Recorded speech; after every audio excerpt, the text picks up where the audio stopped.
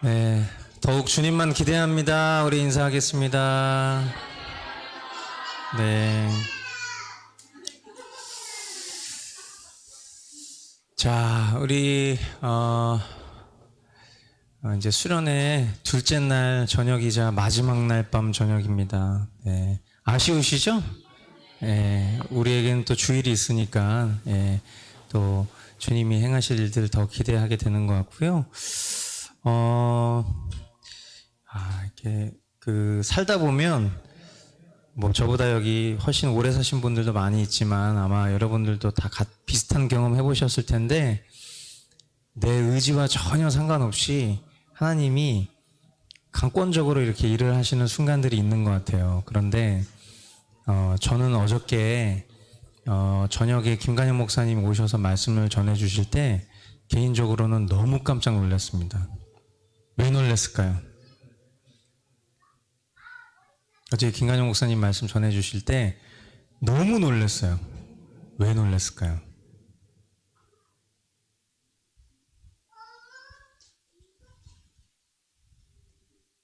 왜 얘기를 하려다 말해요? 네.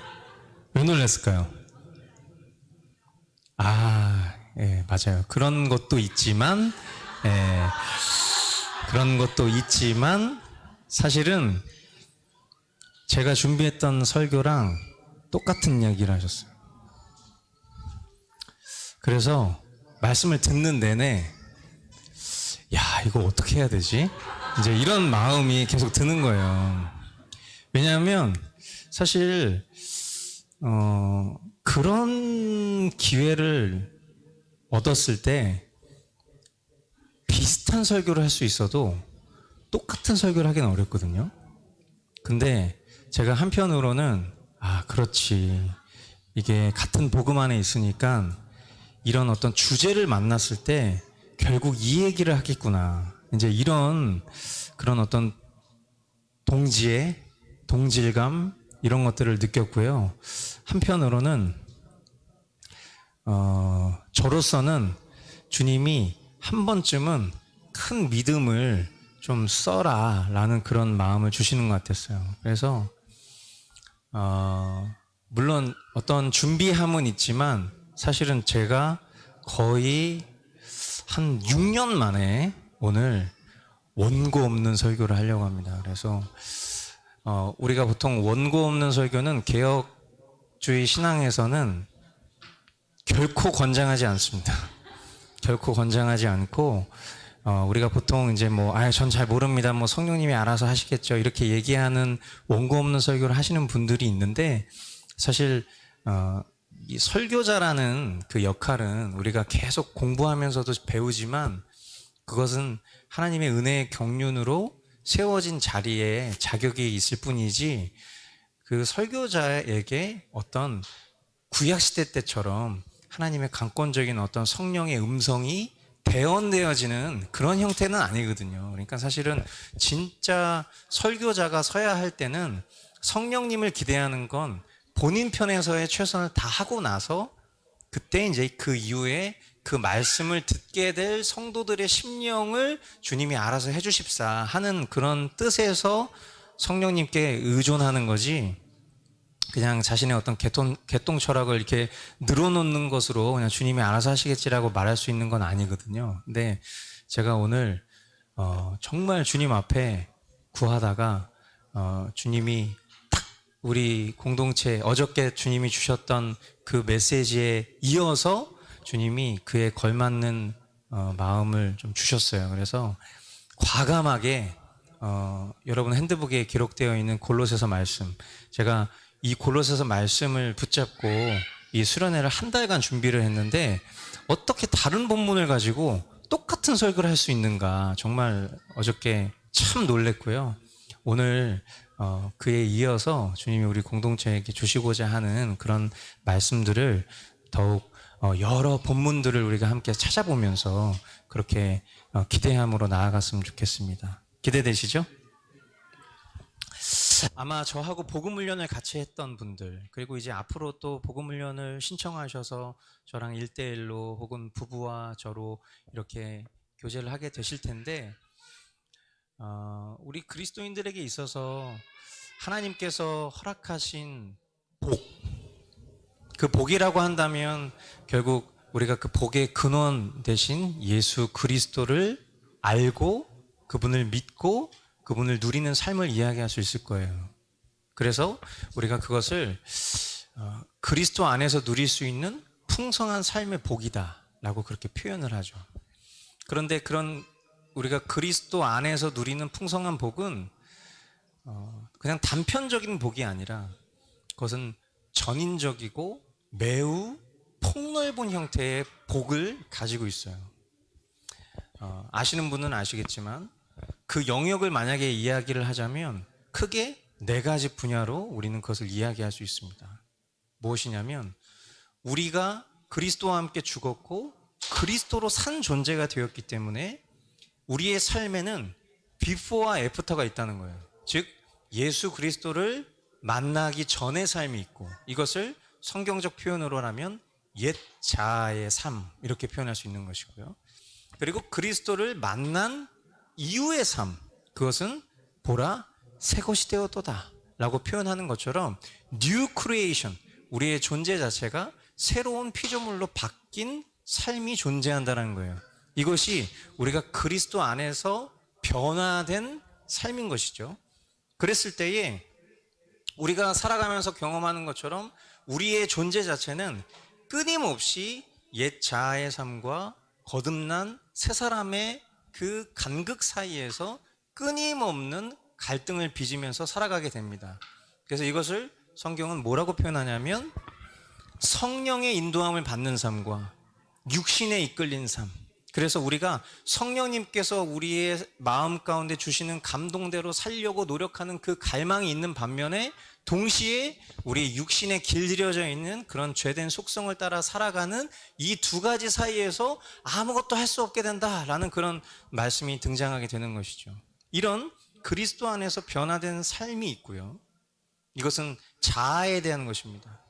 그랬을 때 이 삶을 살아가게 된 자아가 이제 하나님과의 관계 속에서 우리는 보통 믿음 후에 하나님과의 관계를 이야기하기 쉽지만 사실 우리는 모두가 다 하나님의 형상대로 창조된 피조물이에요. 그렇기 때문에 우리가 예수 그리스도 안에서 거듭나기 이전에도 우리는 사실 하나님과 관계하고 있었던 존재라는 것이죠. 그런데 옛 자아로서 하나님과 관계하는 삶이 있고 그리고 거듭난 자아로서 하나님과 관계하는 삶이 있다는 거예요. 이것이 우리의 삶에서 맞닥뜨려지고 변화를 경험하는 2번째 카테고리가 되겠고요. 그리고 이제 3번째 카테고리는 바로 교회입니다. 교회.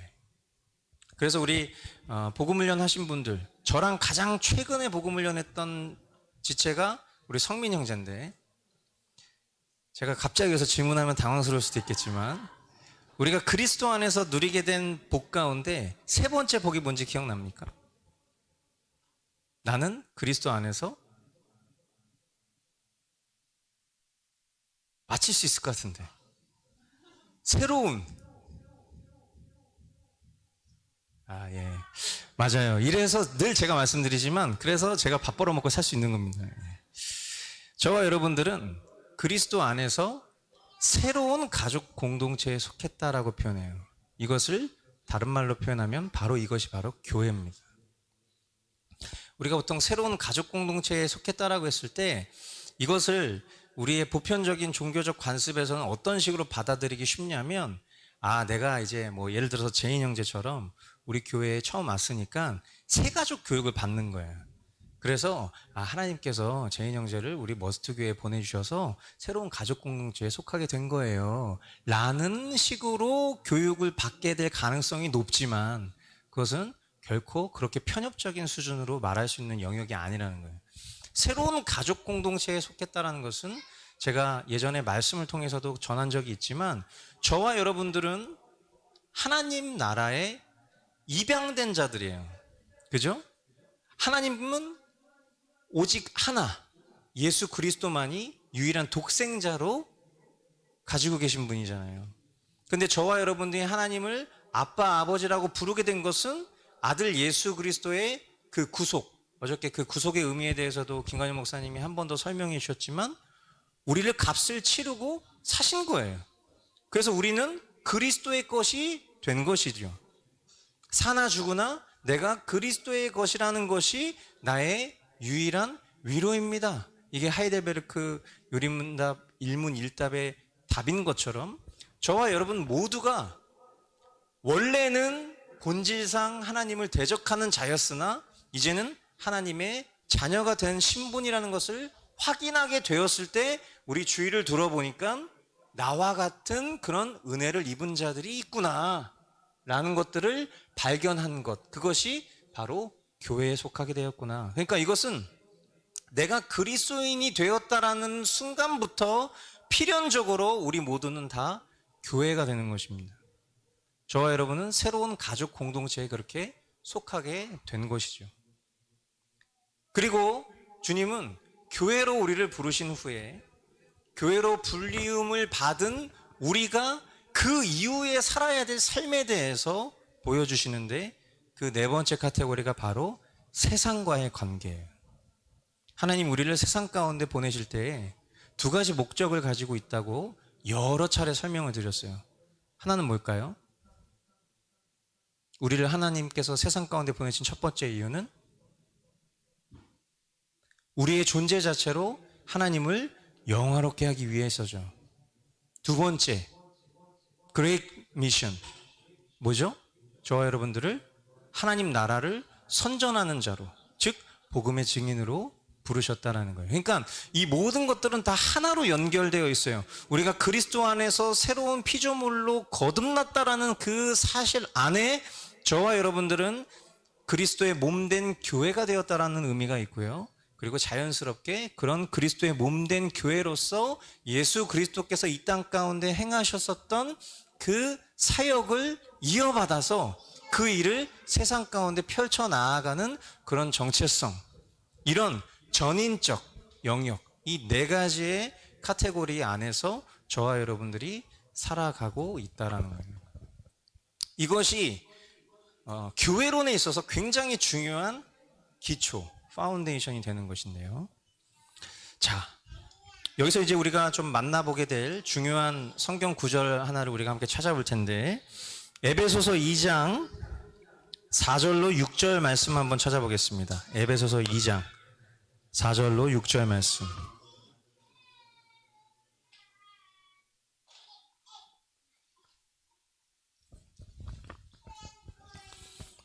자, 함께 읽겠습니다. 그러나 하나님은 자비가 넘치는 분이셔서 우리를 사랑하신 그 큰 사랑으로 말미암아 범죄로 죽은 우리를 그리스도와 함께 살려주셨습니다. 여러분은 은혜로 구원을 얻었습니다. 하나님께서 그리스도 예수 안에서 우리를 그분과 함께 살리시고 하늘에 함께 앉게 하셨습니다. 아멘. 자, 이 말씀 안에 우리가 주목해 봐야 될 아주 중요한 표현이 있어요. 다 중요한데 제가 앞서서 인트로듀스에서 이야기했었던 내용을 기초로 했을 때 이 말씀 속에서 우리가 주목해야 될 표현은 뭘까요? 이제 뭔가 지금 이제 진도가 나가기 시작했어요. 지금 이제 메모리가 탁탁탁탁 이제 들어오기 시작. 가장 어떻게 보면 지금 우리 중에서 두뇌 회전이 가장 좋은 상황이잖아요, 그죠? 이제 대학교 1학년 남들은 이제 막 놀러 다니고 막 그래야 되는데 여전히 공부해야 되고 훈련해야 되는 이런 두뇌 개발 현장에 있다 보니까 벌써 이제 딱 메모리가 딱 발동하기 시작한 거죠. 맞습니다. 이 말씀에서 우리가 주목해 봐야 될 것은 무엇이냐면 그리스도 안에서 우리가 어떤 존재가 되었다라고 말하고 있는가를 봤을 때 거기서 표현하는 그 주어가 바로 우리라는 표현을 쓰고 있다는 거예요. 제가 아까 말씀드렸죠. 저와 여러분들이 그리스도인이 되었다라는 것, 그리스도인이 되었다라는 것은 단순히 나의 교회만을 이야기하는 것이 아니라는 거예요. 필연적으로 저와 여러분은 주님의 교회에 속한 자들이에요. 개인주의와 이기적이고 매우 편협적인 그런 나 중심적 생활은 우리 그리스도인들에게 결코 어울리지 않는 삶이다. 말씀해 보니까 여러분은 은혜로 구원을 얻었습니다. 저와 여러분들은 은혜로 구원을 얻었어요. 즉 우리 모두는 우리의 실력과 우리의 어떠함과 상관없이 하나님의 전적인 은혜로 하나님의 자녀가 되는 권세를 입게 되었고요. 그 자녀가 되는 권세를 입게 되었을 때에 내가 존재적으로 깨닫게 되는 것은 그와 같은 은혜를 입은 나 외에 또 다른 나들이 존재한다라는 거예요. 그랬을 때 우리를 사랑하신 이라는 이 표현을 통해서 저와 여러분 모두는 구원받은 자로서 동시에 교회라는 사실을 성경은 기정사실화하며 이야기를 하고 있다는 것을 우리는 이런 말씀을 통해서 보는 것이죠. 뿐만 아니라 에베소서 2장 10절에 보면 제가 읽어드릴게요. 우리는 하나님의 작품입니다. 선한 일을 하게 하시려고 하나님께서 그리스도 예수 안에서 우리를 만드셨습니다. 하나님께서 이렇게 미리 준비하신 것은 우리가 선한 일을 하며 살아가게 하시려는 것입니다. 주님이 오신 것 같아요. 네, 주님이 강력하게 역사하시는 것 같은 그런 느낌이 막 들고 있습니다. 우리가.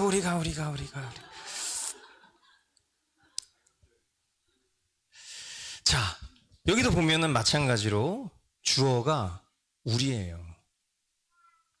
근데 여기 보니까 우리는 하나님의 작품입니다 이렇게 표현하고 있어요. 그렇죠? 여러분, 우리가 이제 계속해서 과거에 신앙생활을 했었던 것들에 대한 회고를 하면서 우리가 잘못 신앙생활을 했었던 지점에 대해서 계속해서 끊임없이 교정해 나가고 있는 과정이 있어요. 이건 계속해서 말씀드리지만 우리의 과거의 신앙을 부정하자는 것 절대 아니고요. 또 동시에 우리 교회에서 신앙생활 하는 것만이 뭔가 우월하고 특별하고 이것만이 올곧고 그렇다라는 개념은 절대 아니에요. 그런데 제가 과거에 교역자로서 사역하면서 행했었던 그런 잘못된 지도와 가르침들이 있었기 때문에 또 그와 같은 문화 속에서 여러분들도 신앙생활을 하셨던 걸 알기 때문에 제가 그런 점에서 계속 말씀을 드리는 건데, 과거에 제가 사역했었던 이제 한 예배 찬양 사역 단체에서 제가 이제 광고 시간마다 맨날 나가서 불렀던 찬양이 뭐였냐면 You are special이라는 찬양이었어요. 그래서 이제 오신 분들한테 막 환영하고 축복하면서 우리 옆에 계신 분들 향해서 이렇게 찬양하겠습니다 하면서 이 세상에 단 사람 하나님 손이 지은 최고의 작품 막 이러면서 막 불러준 다음에 자 마지막에 이제 서로를 향해서 이렇게 이야기합시다. You are special. 어우 막 너무 그죠? 그러면서 이제 옆에 있는 사람들 바라보면서 우리 이렇게 인사하겠습니다. 당신은 하나님의 걸작품입니다. 시작. 이렇게 했었다는 거예요. 그랬을 때 그 옆에 있는 사람들끼리 하는 그 제스처를 지금도 저는 기억하는데, 대부분의 많은 사람들이 당신은 하나님의 걸작품입니다라고 했을 때 사람들의 표현이 어떤 식이냐면 놀리는 식, 그리고 그 중에는 굉장히 심각한 표정으로 막 이런 표정을 지으면서 내가 무슨 걸작품이야 막 이런 식의 그런 느낌을 갖는 분들도 제법 많이 봤어요. 왜 그럴까요? 성경은 단 한 구절도 그 어디에도 저와 여러분을 걸작품이라고 표현한 적이 없어요. 오히려 그 걸작품이라고 표현하는 그 인사말의 베이스가 바로 이 에베소서 2장 10절이에요. 그 어디에도 걸작품이라는 표현 나와 있지 않아요. 여기 뭐라고 되어 있냐면 우리가 옛날에 봤었던 개역개정에 보면 우리는 그가 만드신 바라. 하나님은 우리를 만드신 분이라는 사실만 주지시켜주고 있지 저와 여러분들을 걸작품이라고 얘기한 적 없을 뿐만 아니라 하나님이 우리를 만드신 목적에 대해서 뭐라고 서술하고 있냐면 선한 일을 하게 하시려고 하나님이 우리를 만드셨다라고 얘기를 하고 있다는 거예요. 우리가 걸작품이라고 하면 우리의 인식 가운데 걸작품은 어떤 인식을 갖게 되죠? appearance, 우리의 외모를 보게 돼 있어요. 저는 걸작품입니까? 아닙니까? 대답을 잘 하셔야 돼요. 자, 우리 옆에 있는 사람 바라보면서 당신은 하나님의 걸작품이다라고 했을 때 우리는 왜 그것을 진지하지 못하게 얘기할 수밖에 없을까요?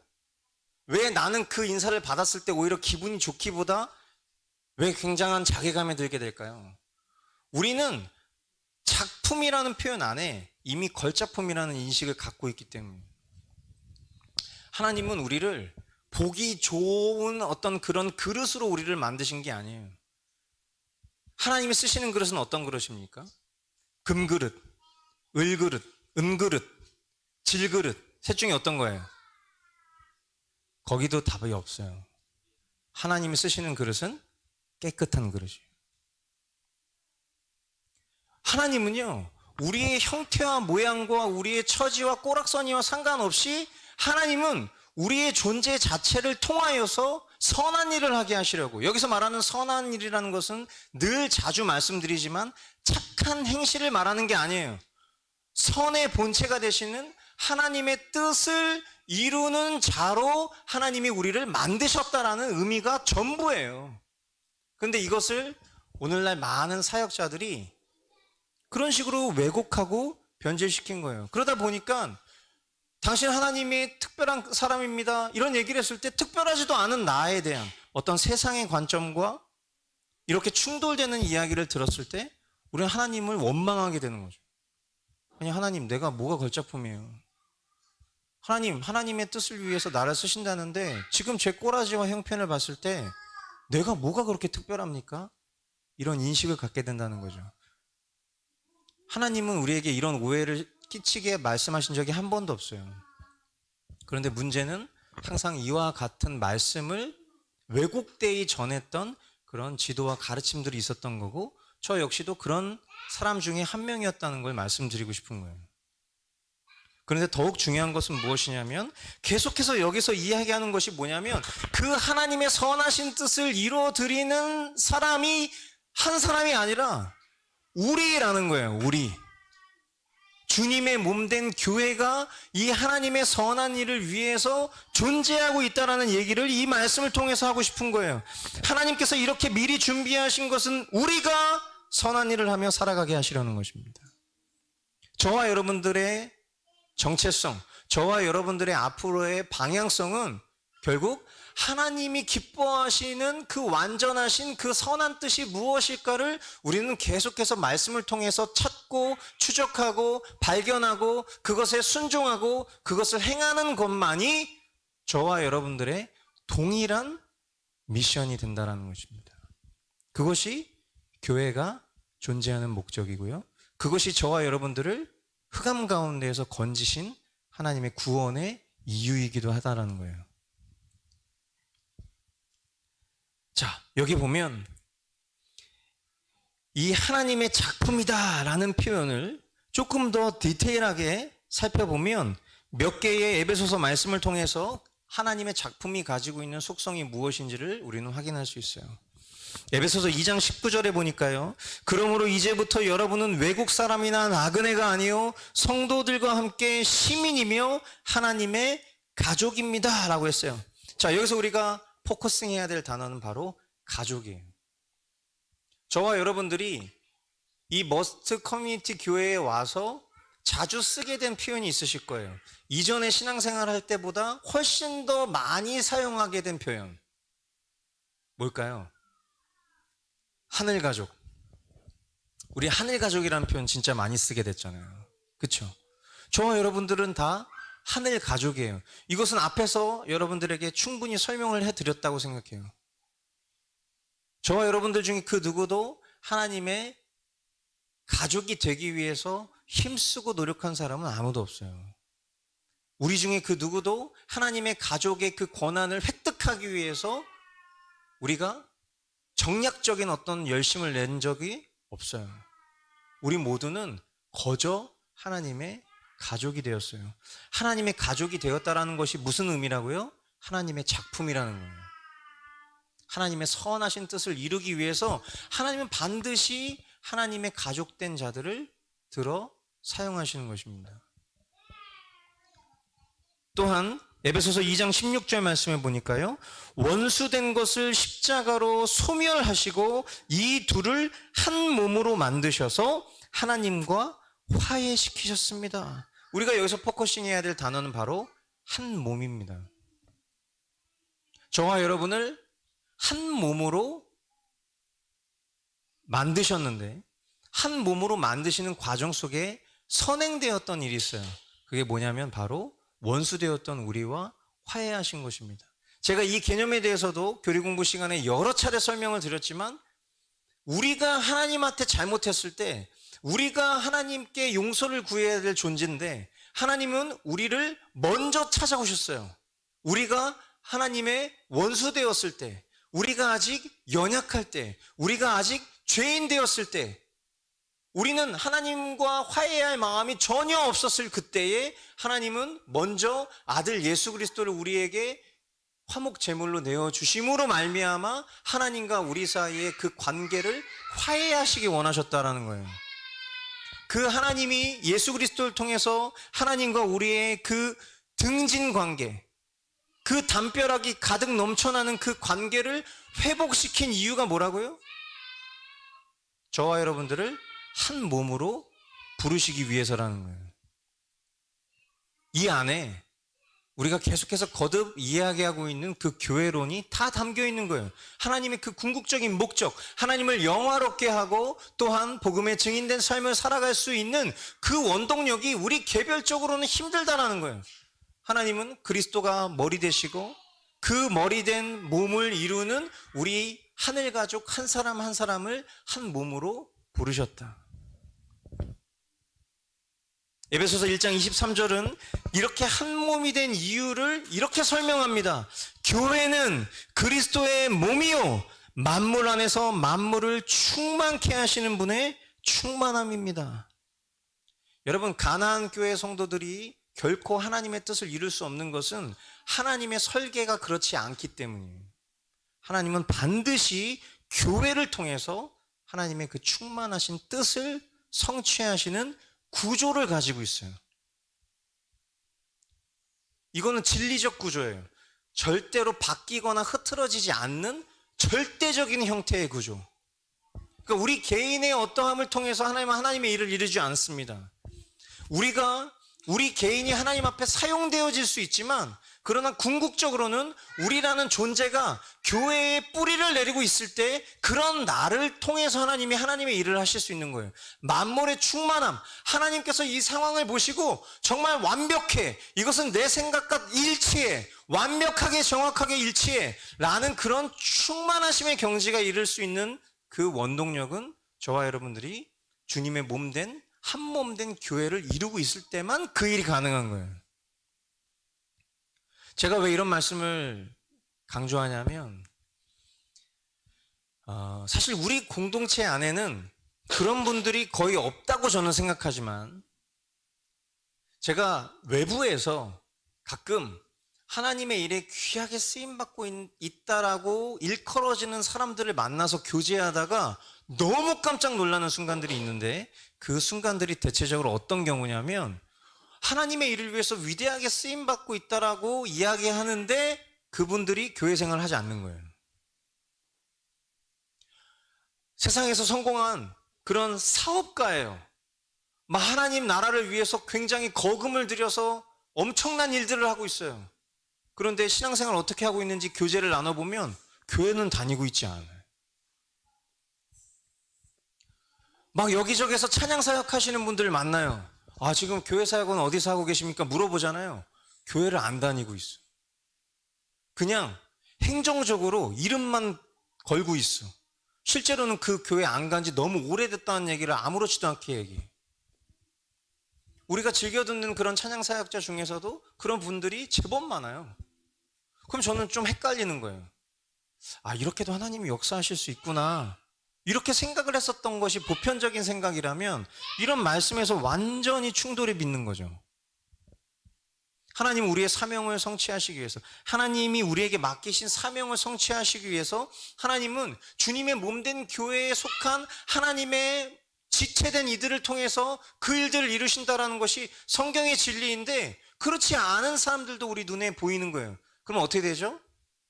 우리 안에는 자연스럽게 이런 마음이 드는 거예요.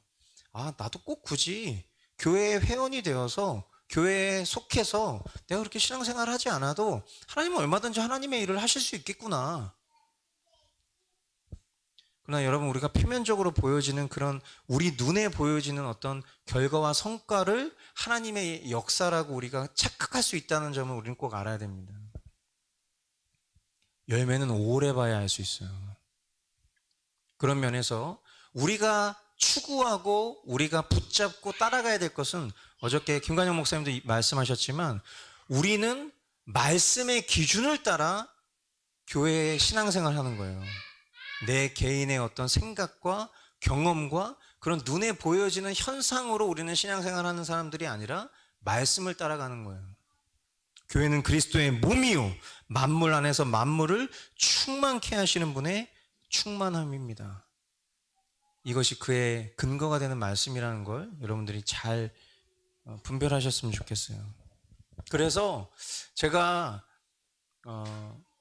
이제 이 코비드의 어떤 상황들을 다시 원점으로 전환하는 그 과정 중에 했었던 일들이 바로 이제 비대면으로 하는 형태의 예배들을 점차 줄여 나아가고, 이제 우리가 현장에서 다시 교회의 원형된 모습으로 예배하는 과정을 밟아 나아가는 그 일들을 시행했을 때 계속해서 마음 가운데 걸리는 건, 여전히 영상으로라도 예배를 좀 드릴 수 있게끔 돕는 일이 훨씬 더 좋지 않을까라고 생각 들어지는 그런 분들이 있기 때문이에요.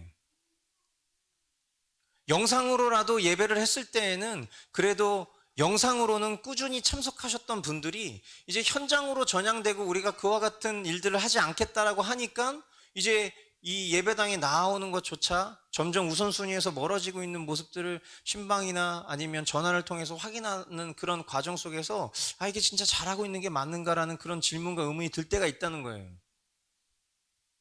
근데 그거는 내 힘과 열심으로 무언가를 이룰 수 있다라는 반증이 되기 때문에, 도리어 저는 그런 진통이 있어도 주님의 몸된 교회의 원형으로 더욱 회복되어져 나아가고, 또 그 각 개개인에게 하나님이 허락하신 믿음의 분량이 있다면 그 믿음을 쓰게끔 하는 것이 훨씬 더 성경의 진리에 가깝다라는 확신을 이런 말씀들을 통해서 확인하게 된다는 거예요. 여러분 꼭 기억하실 수 있게 되길 바라요. 저와 여러분들이 그리스도의 몸이 되었다라는 거, 이것은 그냥 어떤 상징적이고 추상적이고 피상적인 개념이 아니라 이것은 명백히 실제적인 개념이라는 거예요. 저와 여러분들은 실제로 몸이에요. 우리의 몸의 그 구조와 이 안에 속해 있는 지체들이 추상적이라고 여기는 사람이 누가 있습니까? 어저께 김관영 목사님이 눈 얘기하시고 발 얘기하시고 계속 우리가 그 얘기했을 때 우리가 뻔히 아는 얘기라는 그런 밑바탕이 우리 안에 막 스물스물 올라왔잖아요. 근데 그 얘기를 안 할 수가 없는 거예요. 눈이 있는 사람이 발을 생각했을 때 추상적으로 생각하냔 말이에요. 우리가 무엇인가를 딱 본다라고 했을 때 이 보고 있는 이 행위 자체 안에서 작용되어지는 일들 중에 추상적인 게 뭐가 있어? 다 실질적인 거지. 제 마음은 전 교회에 있죠. 근데 주님 또 제게 맡기신 사명이 있지 않습니까? 그래서 저는 그 사명을 쫓아가다 보니까 굳이 제가 꼭 출석하는 교회가 있지 않아도 저는 지금 말씀의 지도를 받고 있어요. 저는 과거에 교회에서 이렇게 사역했어요. 이럴 수가 없다는 거예요. 여러분들, 앞으로 시대가 바뀌고 흘러갈수록 뉴노멀이라는 단어는 자연스럽게 메타버스라는 개념하고 연결이 되어 있고요. 그리고 결국 그런 관점들은 점차 우리의 본질적이고 사실적이고 실제적인 교회 생활을 축소시키고, 이제 우리의 모든 교회 생활을 상징적이고 추상적이고 형상화된 것들로 바꾸는 시도들을 사단은 지금 고급 전략으로 쓰고 있다는 걸 우리는 아셔야 돼요. 그래서 우리가 여기서 구시대적 발상을 가져가는 것이 아니라, 어제도 말씀드렸지만 이것은 리폼입니다. 제가 이 리폼을 이야기하면서 교회론을 얘기할 때 항상 늘 언급하는 것이 바로 카타콤이잖아요. 카타콤. 그들이 생명 걸고 동굴 속에 모여서 예배했었던 이유가 뭐예요? 그때는 지금보다 훨씬 더 전염병이 심각했던 때예요. 그냥 걸리면 죽는 시대. 내가 모여서 신앙생활 하고 있다라는 그 존재를 발각하기만 해도 죽는 시대. 그런데 굳이 그럼에도 불구하고 모여야만 하는 이유가 뭐였냔 말이에요. 그때는 미개했기 때문입니까? 지금보다 우리가 가지고 있는 그런 학문적인 지식이 떨어졌기 때문입니까? 그게 아니라는 거예요.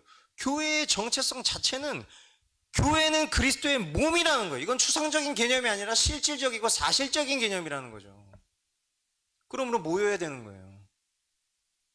만물 안에서 만물을 충만케 하신 분의 충만함은 몸된 교회 안에서만 이루어질 수 있기 때문에.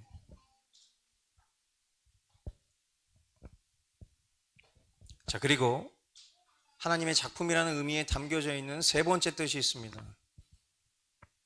로마서 2장 21절로 22절 말씀에 보니까요, 그리스도 안에서 건물 전체가 서로 연결되어서 주님 안에서 자라서 성전이 됩니다. 그리스도 안에서 여러분도 함께 세워져서 하나님이 성령으로 거하실 처소가 됩니다. 자, 앞에서 이야기했었던 가장 기본적인 개념, 우리가 그리스도의 몸이라는, 따로따로 각 사람은 지체인데 그 지체가 결합되어서 머리 대신 그리스도의 몸을 이룬다라는, 이것이 상징적인 어떤 개념처럼 보여질 수 있겠지만 이것은 사실적인 거라고 그랬죠. 이것을 마치 우리 어린 시절에, 특히 우리 남자들은 굉장히 좋아했던 장난감 중에 이런 게 있어요. 변신 합체 로봇. 그죠? 막 팔, 다리, 몸통 이렇게 다 따로따로 그 막 자동차로 막 가기도 하고 막 이렇게 막 되는데, 얘네들을 탁탁탁탁 접어가지고 탁탁 결합하면 쫙 하나의 이런 로봇가 되는 것 같은 그런 거 있잖아요. 그게 다 딱 어디서 나온 게 아니에요. 그런 창의력은 이런 기능에서 나온 거예요. 그리스도 안에서 건물 전체가 서로 연결되어서 주님 안에서 자라서 차착 성전이 됩니다. 하나님은 우리의 주변에 있는 그런 모든 만물을 통해서 하나님의 형상을 보게 하세요. 변신 합체 로봇이 이런 아이디어를 가지고 있을지 누가 알았어. 근데 그게 정말 전 놀라운 거라고 생각해요. 여러분, 시간이 좀 걸릴 수 있어요. 그런데 우리 교회에 만약 누군가가 외로움을 느낀다면, 우리 교회에 누군가가 지금 주일 공동체 모임에 나오고 있지 않은데 그 나오고 있지 않은 지체가 전혀 신경 쓰여지지 않는다면, 지금 내가 한 몸을 이루기 위해서 몸부림치고 노력해야 될 그런 공동체적 약속을 지키고 있지 않는 것에 대한 미안함과 죄책감을 느끼고 있지 않다면, 이 모든 건 사실은 같은 형태거든요. 케이스는 다 다른 것 같지만 이건 다 지금 같은 얘기예요. 그것이 건강한 교회라고 말할 수 있겠습니까? 저는 우리 교회에 같이 신앙생활 했었던 지체들 중에 떠난 지체들도 있잖아요. 그죠? 당연히 제 마음의 상처를 감축시키기 위해서 저는 이렇게 생각해요. 또 다른 교회로, 그러나 유니버셜 철치, 하나의 교회 안에 하나님께서 이사 가게 하셨구나 라고 그렇게 생각하려고 노력할 뿐이지, 사실은 굉장히 찢어진 듯한 아픔이 있어요. 물론 저는 그것을 가급적 함께 신앙하는 성도들에게 드러내거나 표현하지 않으려고 노력할 뿐이지, 같이 사는 사람은 알아요. 제가 얼마나 식음을 전폐하고 힘들어하는지. 지금도 문득 그런 함께 신앙하다가 떠나간 지체들 생각을 하면요, 5만 가지 생각이 떠올라요. 내 맘의 주여, 잘 지내나? 핸드폰 막 덮으면서 인스타 막 찾아가서 잘 못 지내. 소망이 안 돼. 진짜 그런 마음이에요.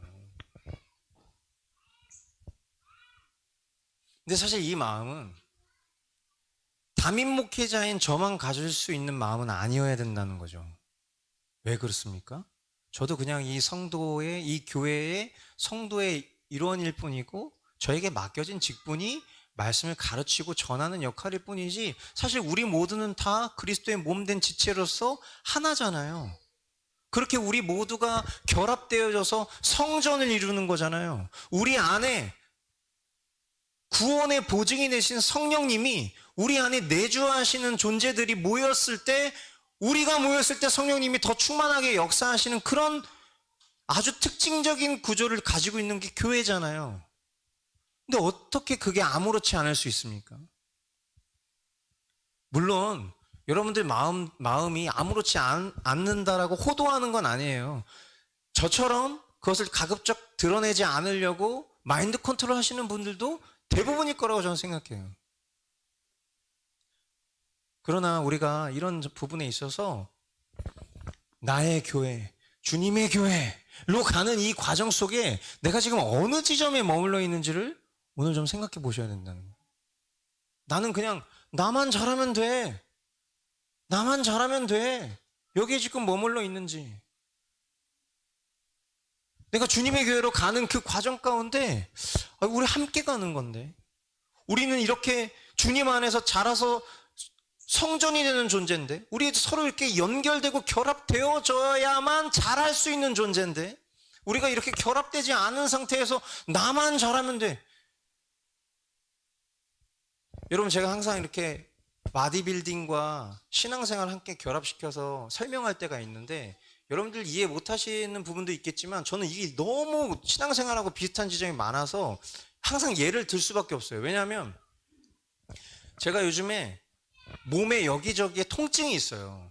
근데 여기저기 통증이 있는 이유가 뭐냐면 몸 전체가 고른 바란스를 갖고 있지 않고 특정 부위가 더 발달했기 때문이에요. 제 몸에서 가장 발달된 부분이 어디냐면 등이거든요.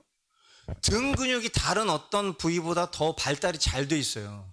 그러다 보니까 예전에는 이렇게 라운드 숄더였는데 등이 발달하니까 이게 이렇게 펴지면서 어깨가 넓어지게 된 거예요. 사이즈가 달라진 게 아니라 체형이 바뀐 것이죠. 그런데 등 근육이 발달하다 보니까 자연스럽게 몸 뒤축이 발달하면서 햄스트링이 긴장화가 오고, 그러면서 자연스럽게 허리 통증이 오는 거예요. 제가 왜 이런 설명을 드리냐면, 우리가 뭐 그런 경우 있잖아요. 뭐 전 세계의 팔씨름 선수권대회에서 1위 하는 사람 보면 다른 데는 그냥 다른 사람이랑 비슷한데 전완근만 막 이만해. 그죠? 그런 거 보셨죠? 여러분, 그걸 봤을 때 그게 정상으로 보입니까? 막 2두랑 3두만 이만해. 근데 오른쪽만 커. 왼쪽은 그냥 그대로고. 여러분, 이런 게 건강한 몸이라고 생각하세요? 그렇게 생각하는 사람 아무도 없을 거란 말이에요. 나도 하루는 그런 사람으로 살고 싶어. 나도 하재용처럼 살고 싶어. 근데 실제로 그런 삶을 살고 싶은 사람이 어딨냐고. 나만 잘한다고, 나만 잘하고 있다고 생각하는 건 착각이에요. 그건 기형이죠. 주님의 몸을 생각했을 때, 이 전체적인 밸런스를 생각했을 때 나한 사람의 성숙과 나한 사람의 성장이 충분하다고 여기는 것은 그건 지나친 착각이라는 것을 이런 말씀들을 통해서 확인할 수 있어요. 아까 하나님의 작품을 얘기하면서 하나님이 우리를 작품으로 만드신 목적이 뭐라고 그랬죠? 하나님의 선하신 뜻을 이루게 하기 위해서. 하나님의 선하신 뜻은 반드시 교회를 통해서 이루어지는 것인데, 교회된 우리 각 사람이 서로 유기적으로 결합되어 성장하지 않고 나한 사람의 그냥 이기적인 형태 가운데 머물러 있으면 그것은 결코 건강한 교회가 아니라는 것을 우리에게 확인시켜 주는 것입니다. 그래서 교회의 권징과 치리가 필요한 겁니다. 여러분, 개혁교회에서는 교회의 권징과 치리를 발휘할 때 주로 어떤 지점에서 많은 권징과 치리를 하는지 아세요? 오늘 사실 한재술 대표님이 그런 이야기를 하실 줄 알았는데 그런 얘기가 주제와는 좀 다소 동떨어져 있어서 얘기하시지 않았어요. 그런데 우리가 개혁주의의 여러 서적들을 봤을 때 깜짝 놀랄 만한, 그리고 목회자로서는 이거는 우리 성도들이 보지 않았으면 좋겠는데 라고 하는 지점 중에 하나가 뭔지 아세요? 제일 많은 권징과 치리를 받는 부분이 말씀을 보지 않는 성도를 목회자가 권징하고 치리하는 게 가장 큰 권징과 치리. 여러분, 만약에 매일 우리가 머스트 라이프를 하는데 머스트 라이프를 하지 않는 것 때문에 성찬 당분간 참여하지 마십시오. 당분간 우리 지체들과 교제하지 마십시오라고 만약에 제가 권징과 치리를 한다면 그거를 기쁘게 받으실 수 있겠어요? 근데 그게 우리가 얼마나 이기적이냐면 오늘 내가 머스트 라이프를 한 걸로 충분한 거예요. 나랑 함께 사는 부부, 나랑 함께 지내는 가족인데도 나만 잘하면 되지라는 생각에 함몰되어 있으니까 나만 내 길을 가고 있으면 되지. 아이, 저 사람 알아서 따라오겠지. 알아서 따라올 수 없는 거 우리 다 알고 있거든요. 근데 신경 쓰고 싶지 않은 거예요. 왜? 그런 신경을 쓰는 순간 관계가 불편해질까 봐. 이것은 목회자로서도 사실은 저는 목사의 죄라는 책을 보면서도 제가 얼마나 큰 죄와 직무유기를 하고 있는지를 깨닫고 있어요. 이 제 믿음 수준이 이렇게 연약해요. 저도 똑같은 지점이 있어요. 그냥 나은 사람만 잘하면 되지 뭐. 근데 그게 아니라는 거예요. 왜? 우리는 기형을 잃을 수 있는 그런 운명이 아니에요. 저와 여러분들의 필연적인 운명은 우리 모두가 주님 안에서 서로 연결되어서 자라서 성전이 되기 때문이에요. 우리 각 사람이 서로가 주님 안에서 연결되어 자라지 않으면 우리는 기형이 돼요. 저희가 집사직분을 세우기 위해서 많은 준비를 하는 과정 속에서 우리 나름 그 모여서 회의하는 6명 그룹 안에서도 그런 이야기를 한 적이 있어요. 만약 우리 교회에 집사를 세운다면 어떤 사람이 집사가 될까요? 상상을 누구나 해볼 수는 있잖아요. 여러분도 지난 며칠간 또 이번 수련회 기간 하루 이틀 동안 여러분들 우리가 포커스하고 있는 이런 집사직분에 대한 이야기를 할 때마다 나 자신을 돌아보는 과정과 동시에 만약 내가 우리 교회에서 누군가에게 표를 던진다면 나는 누구에게 표를 던질까? 이런 생각 안 해보신 분 한 분도 없을 거예요. 다 생각해 보셨을 거예요. 그것에 대한 여러분의 기준은 어디 있습니까? 당연히 그 기준은 우리에게 있어서 말씀과 기도를 성실하게 하는 사람이라는 그 기준은 우리가 그동안 성도 대표를 뽑아오는 과정 속에서 이미 다 확인한 바예요. 근데 여러분들 제가 어떤 한마디 말을 하면서 여러분들 굉장히 그 부분에 대해서 시원해지시지 않았어요? 집사직을 뽑는 데 있어서 꼭 신앙이 좋은 사람을 뽑을 필요는 없다라고 책에 쓰여져 있습니다라는 이 말이 여러분 시원케 하지 않았던가요? 이걸 뭐 제가 포석을 두었다라고 말하고 싶지는 않습니다. 그런데 아마 여러분 모두가 다 그런 생각을 하셨을 거예요. 아, 말씀과 기도를 조금 소홀히 해도 지혜롭고 일 잘하면 뽑을 수 있겠구나. 네, 여러분 아셔야 돼요. 우리 중 누구도 완벽한 자격을 갖고 하나님의 교회를 일으켜 세울 그런 직분자로 쓸 수 있는 사람은 아무도 없다는 걸 우리는 알지만 아까 우리가 계속 거듭 강조했었던 것처럼 만일 그런 분이 세워진다면 그분은 각별히 힘쓰셔야 돼요.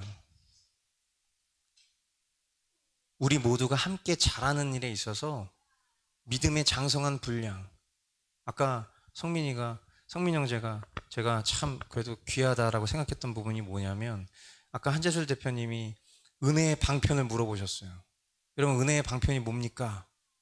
교회의 표지에 대해서 물어봤을 때 교회의 표지와 은혜의 방편 중에 두 가지 겹치는 게 있고 그리고 은혜의 방편은 뭡니까? 라고 했을 때 우리 모두가 다 우물우물 하셨지만 너무 아무렇지도 않게 말씀 기도 성례요 또 이렇게 얘기하는 그 리액션을 보면서 야, 이 체득화된 지식이 진짜 무섭구나. 그죠? 우리가 말씀 기도 성례라는 걸 모르는 사람이 어디 있어요? 하나님이 우리에게 은혜를 끼치시는 것을 우리가 직접적으로 경험하는 루트가 있는데, 그게 말씀, 기도, 성령, 이 세 가지라는 것이 명백한데, 주님의 몸된 교회를 이끌어가는 일꾼이 말씀, 기도에 소홀하다? 공동체의 룰과 질서를 지키지 않는다? 그러면 그것은 그 개인 한 사람의 신앙의 성숙을 이루지 못하는 수준이 아니라 우리 교회의 수준을 계속 끌어내리고 있다는 것을 알아야 된다는 거예요. 수련회 때나 할 수 있는 얘기죠.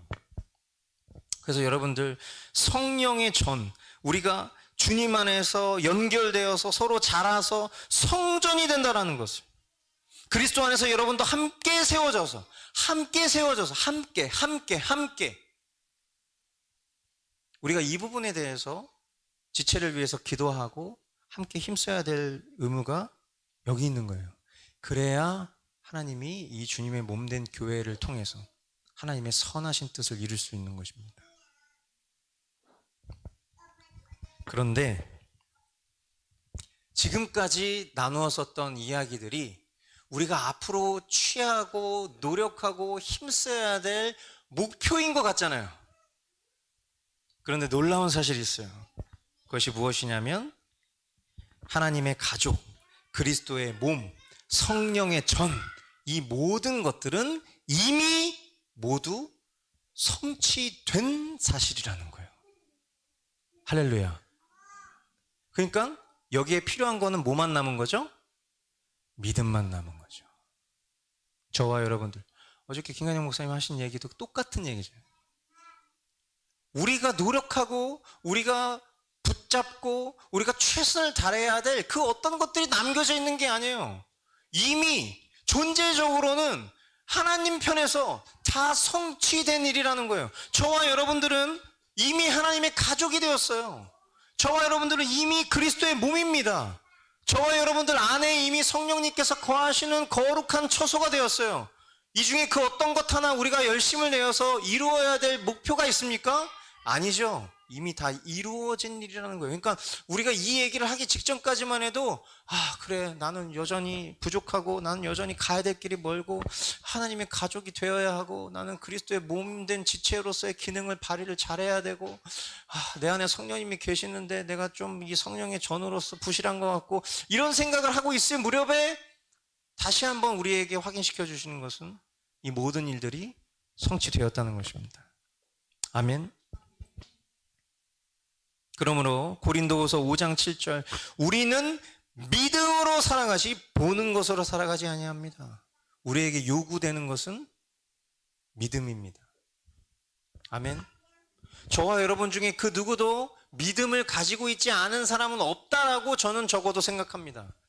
믿음의 분량과 그 성숙의 형태가 다를 뿐이지 하나님은 저와 여러분들에게 아주 작은 겨자씨만한 수준이라 할지라도 믿음을 다 주셨다고 생각해요. 심지어 지금은 지성과 이성이 채 발달되지 않은 뛰어다니고 있는 현덕이조차도 하나님께서 믿음을 주셨어요. 아멘이십니까? 우리는 그것을 공동체의 고백으로 세례를 줬어요. 저 아이에게. 그리고 저 아이 안에 주님이 심겨놓으신 그 믿음의 씨앗이 지금 자라고 있음을 우리는 믿고 있어요. 아멘입니까? 우리가 붙잡아야 될 것은 바로 그와 같은 믿음이에요. 하물며 육체적으로 성숙한 어른된 우리 성도들이 믿음 못 쓸 이유가 뭐가 있어요? 안 그렇습니까? 히브리서 11장 6절, 믿음이 없이는 하나님을 기쁘게 해드릴 수 없습니다. 하나님께 나아가는 사람은 하나님이 계시다는 것과 하나님은 자기를 찾는 사람들에게 상을 주시는 분이시라는 것을 믿어야 합니다.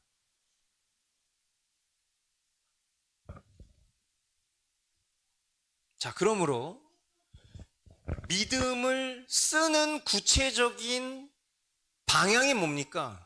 라고 했을 때 에베소서 4장 3절, 이 말씀은 함께 한번 읽어보겠습니다. 에베소서 4장 3절 말씀.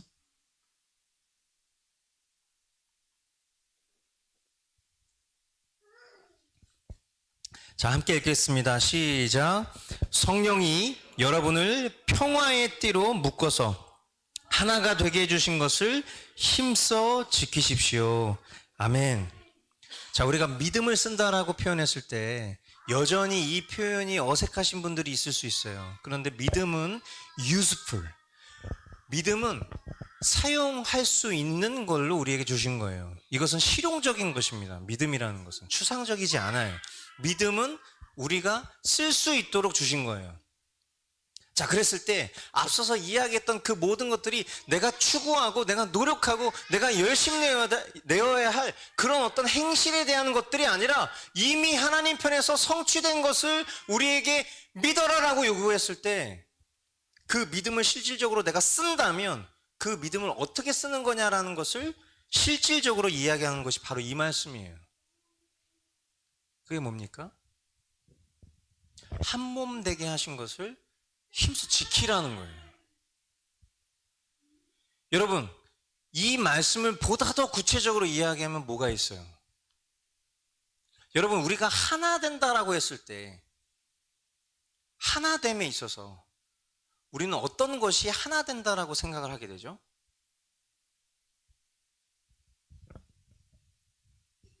하나됨. 자꾸 성민 형제한테 얘기해서 미안한데 한마음 한뜻이 되는 거잖아요. 자, 군대에서 훈련 받을 때 한마음 한뜻으로 만들 때 제일 확실하게 훈련시키는 게 뭐예요? 단체로. 그죠? 발 맞춰서. 그죠? 훈련소에 갔을 때 가장 곤욕스러운 훈련 중에 하나가 뭡니까? 화생방 뭐 이렇게 얘기하시는 분 있겠지만 경험해 보신 분들은 제식 훈련을 뽑습니다. 뭔가 아직 내가 이 군 생활이 뭔지도 아직 잘 모르는 그런 과정 속에서 갑자기 모든 합을 맞춰야 되는 훈련을 시키는 거예요.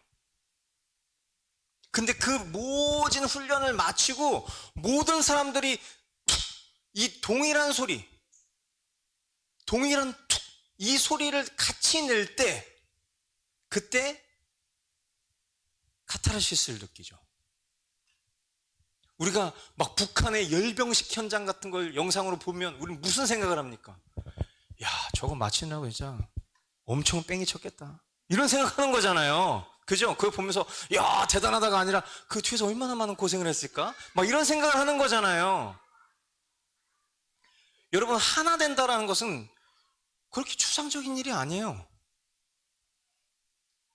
우리가 가지고 있는 성경 안에서의 규칙과 질서를 함께 지켜 나아가는 거예요. 그 약속을 함께 이루어 나아가는 거예요.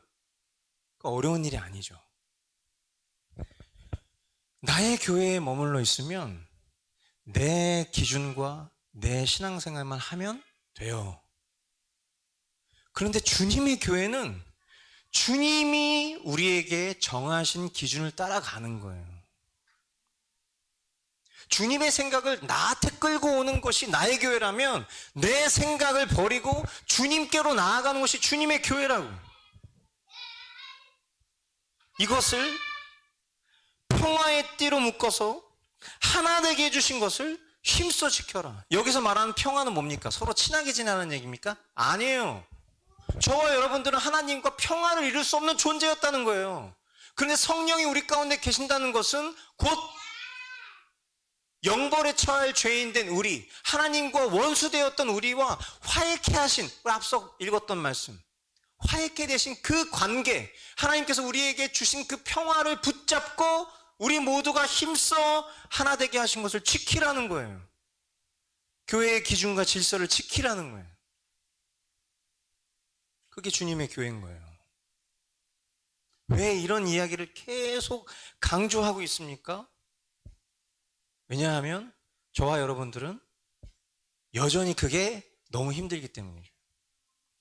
편하게 신앙생활 하고 싶습니다. 제가 자주 들었던 얘기. 왜 떠나려고 하는 거야?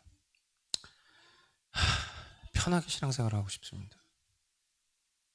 아니, 뭐가 불편해, 지금? 네, 불편해요. 뭐가 불편해? 그냥 다 불편해요. 그냥 편하게 신앙생활 하고 싶어요. 참 이 얘기 많이 들었어요. 도대체 편한 게 뭘까? 알죠? 인간적으로 판단하고 정죄하는 마음이 드는 걸 억누르고 절제하면서 생각하지 않으려고 하지만 결국 내 마음 가운데 외치는 말은 뭡니까? 그냥 네 하고 싶은 대로 하고 싶다는 거잖아. 네 멋대로 하고 싶다는 거잖아. 이런 마음이 든다는 거죠. 편하게 신앙생활하고 싶다는 게. 그렇지 않습니까? 참된 자유는 참된 권위에 순종할 때 오는 거예요. 그리스도 안에서 하나님께서 우리에게 이루신 일들을 우리가 믿음으로 받아들이고 그리스도의 권위 아래에서 그분의 뜻을 살아갈 때 비로소 교회적 삶이 가능하게 되는 거예요. 그러니까 저와 여러분들이 교회 다니는 사람이라면 우리는 이런 삶을 살 필요가 없어요. 저 그냥 교회 다녀요. 이런 사람이라면 말이죠. 그런데 전 주님의 교회입니다. 라고 말할 수 있는 사람이라면 이게 동일한 표현으로 어저께 뭐라고 김관영 목사님 말씀하셨죠? 저 그리스도인입니다. 저 구원받은 사람이에요. 저 거듭난 사람이에요. 라고 알고 말할 수 있는 사람이라면 저와 여러분들은 반드시 이 정말 자기 부인과 정말 하나님께서 허락하신 그 권위에 복종하고 순종하는 그런 질서를 따라야 돼요. 여기서 말하는 권위를 목사님 말이라고 생각하시면 안 돼요. 목사님한테 잘 보여야지. 목사님 시킨 대로 해야지. 아니에요. 여기서 말하는 권위는 뭡니까? 하나님의 말씀이에요, 말씀. 그리고 하나님이 우리에게 허락하신 주님의 교회의 질서를 따르는 거예요. 그때 비로소 우리는 교회로서의 삶을 살 수 있게 된다는 것입니다.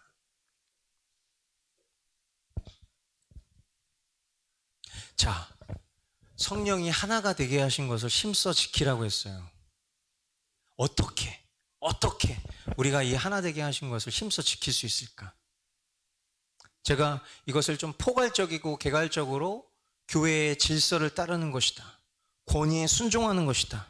그렇게 이야기했지만 보다 더 성경적인 대답이 있습니다. 그 성경적인 대답은 바로 요한일서 3장에 기록되어 있는 말씀인데요. 요한일서 3장 14절부터 16절까지 말씀 보겠습니다.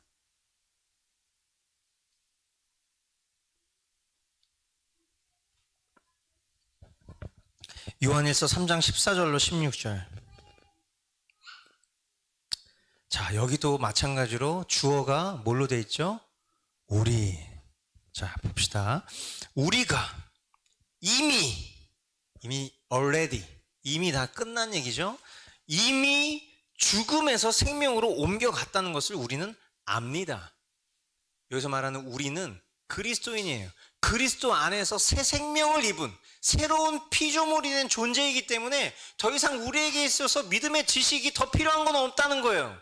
우리는 이미 다 안다는 거예요. 우리는 죽음에서 생명으로 옮겨졌다. 우리는 죽으면 천국 간다. 우리는 이미 하나님 나라의 백성이 되었다는 것을 모르는 사람은 아무도 없다는 것이죠. 지식과 관념에 있어서 우리 모두는 다 절대적으로 똑같은 생각을 갖고 있다는 것을 동의하고 있어요.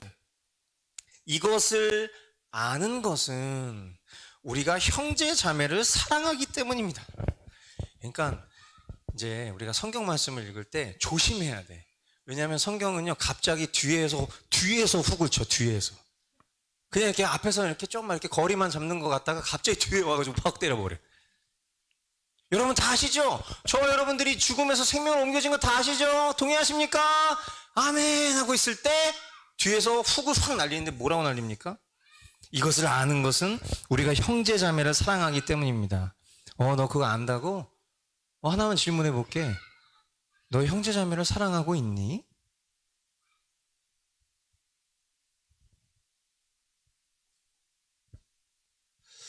많은 항변을 할 수 있어요. 우리는 이 질문에. 어떻게? 사랑해야죠. 근데 어떻게 해? 그거 어떻게 다 합니까? 우리는 우물쭈물 될 수도 있고요. 여러 가지 상황과 이유를 들 수도 있고요. 시간이 필요하다고 얘기할 수도 있어요. 그런데 그 뒤에 이어지는 말은 더 무섭습니다. 사랑하지 않는 사람은 죽음에 머물러 있습니다. 무슨 얘기예요? 좀 극단적으로 말하면 구원 못 받았다는 거예요. 교회 아니라는 거예요. 그죠? 자기 형제자매를 미워하는 사람은 이제 기정사실화합니다. 자기 형제자매를 미워하는 사람. 아니 저는 제가 사랑이 좀 부족하긴 합니다. 제가 지금 사랑하고 있지 못하죠. 그런데 사랑할 예정이고요. 저는 앞으로 열심을 낼 계획이에요. 이런 얘기를 하고 있으려고 할 무렵에 성경은 뭐라고 얘기하냐면 이미 그냥 단정지어서 얘기하고 있어요. 너는 사랑하지 않는 게 아니라 너는 미워하고 있는 거야. 자기 형제자매를 미워하는 사람은 누구나 살인하는 사람입니다. 내가 우물쭈물하고 있을 때 나는 지금 마치 살인자가 되어버렸어. 살인하는 사람은 누구나 그 속에 영원한 생명이 머물러 있지 않다는 것을 여러분은 압니다. 이제 돌려치는 것만으로도 부족해서 이제 아예 그냥 싸서 그냥 싸잡아 버려버렸어. 너도 그것도 알고 있잖아 너. 근데 여러분 이 존재적 질문 앞에 우리 모두가 숨 쉬지 못할 만큼 동의할 수밖에 없어요. 그렇지 않습니까? 왜냐하면 우리는 지식과 관념이 부족하지 않기 때문에 다 알고 있기 때문에 그리스도께서 우리를 위하여 자기 목숨을 버리셨습니다. 이것으로 우리가 사랑을 알게 되었습니다. 그러므로 우리도 형제자매를 위하여 목숨을 버리는 것이 마땅합니다. 여러분 이 말씀을 통해서 우리가 다시 한번 확인할 수 있는 것이 무엇이냐면 14절 말씀에 보니까요. 이미 죽음에서 생명으로 옮겨갔다. 이렇게 이야기했어요. 우리가 이미 죽음에서 생명으로 옮겨갔다는 것을 안다라고 말했어요. 그죠? 여기서 옮겨갔다. 과거 완료 시제를 쓰고 있어요. 이미 끝난 거예요. 그죠? 그런데 이 추상적인 진리, 옮겨갔습니다. 그것이 실제로 옮겨간 것인지 아닌 것인지에 대한 우리가 사실 확인을 한 것이 아니라 이것은 영적인 일이잖아요. 그러니까 이것을 추상적인 진리라고 만약에 표현했을 때 이 추상적인 진리가 내가 되었다라는 것을 알 수 있는 증거를 성경은 뭐라고 얘기하고 있는가? 즉 한마디로 중생의 증거, 내가 구원받은 자라는 그 증거가 뭐냐라고 했을 때 그 증거를 뭐라고 말합니까? 지체를 사랑하냐는 거예요. 형제 자매를 사랑하고 있냐는 거예요.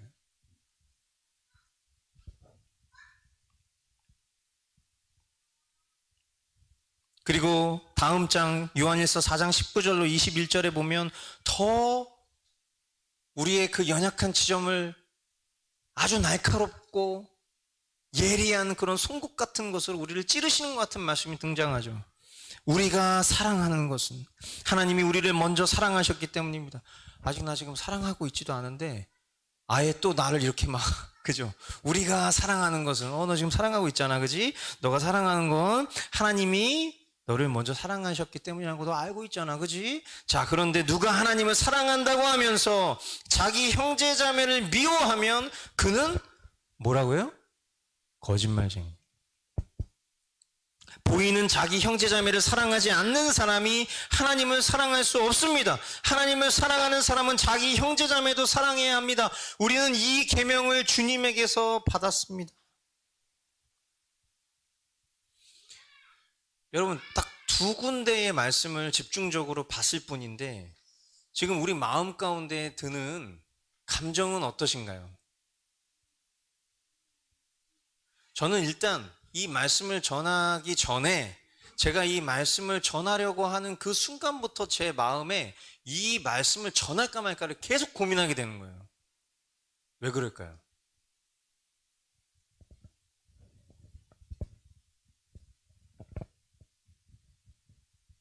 제가 거짓말쟁이이기 때문에.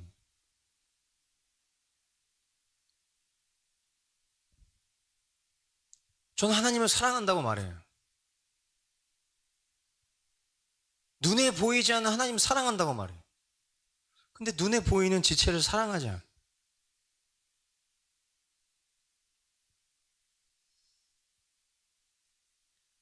사랑할 수 있는 사람은 사랑할 수 있어요. 사랑하기 힘든 사람은 사랑하기가 어려워요. 그럼 뭐예요? 거짓말쟁이.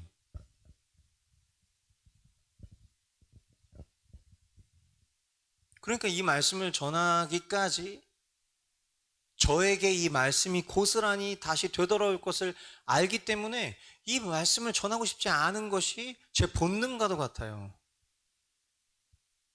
그런데 제가 다시금 이 말씀을 전해야겠다라고 생각할 수밖에 없었던 것은 비껴간다고 해서 비껴갈 수 있는 일이 아니고, 내가 부정하려고 아무리 노력한들 주님이 나의 연약함과 허물을 너무나 잘 알고 계시기 때문이죠. 그리고 믿음을 발휘할 그 근거는 주님이 하실 것을 알기 때문입니다.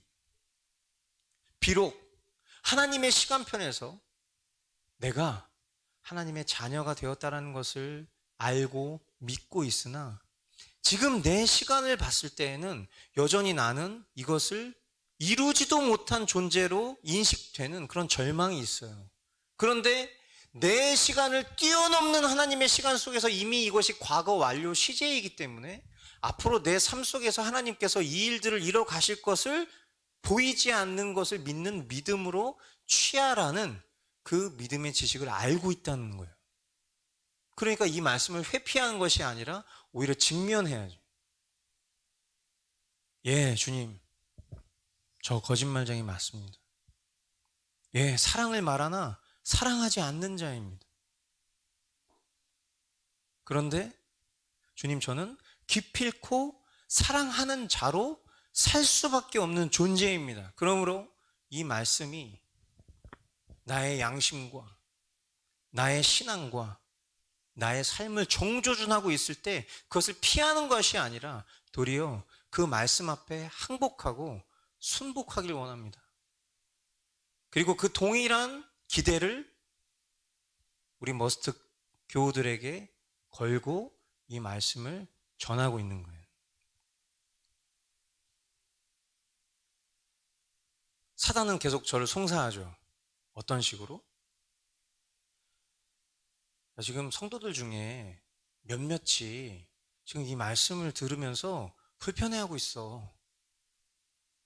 어떤 식으로 불편하고 있어? 아니, 목사님은 사랑 별로 하는 것 같지도 않은데 그런 얘기를 그렇게 당당하게 전해.